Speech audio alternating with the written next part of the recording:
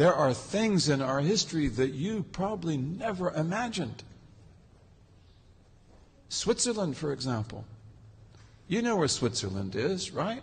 That beautiful little country where my grandfathers come from, in the mountains between Italy and Germany. Switzerland. Did you know that Muslims were in Switzerland in force for 150 years?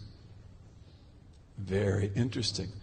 How did they get there? Caliphate of Cordoba. The Caliphate of Cordoba. What? And what would they be interested in doing in Switzerland? Oh, they were smart people.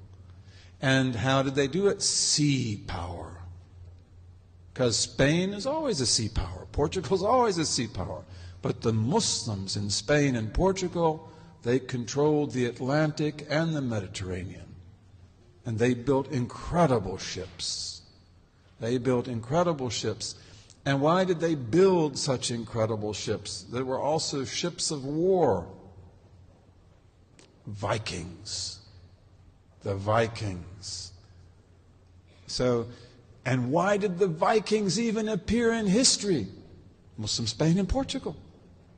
Because Muslim Spain and Portugal became so wealthy that they dried up the wealth of Northern Europe. This is pretty well proven in economic history. And countries like what is today Denmark and Norway and Sweden and England and Northern Germany and Holland, they became poor because nobody would go there anymore. It's like there's no profit. Merchants are always looking for profit. The merchants that are in Italy and France and elsewhere, they no longer want to go north. Because what do you get there? Sheepskin, flax, wood. You go to Spain and Portugal, all you have to do is pay jizya. You pay the jizya and you're protected by the state.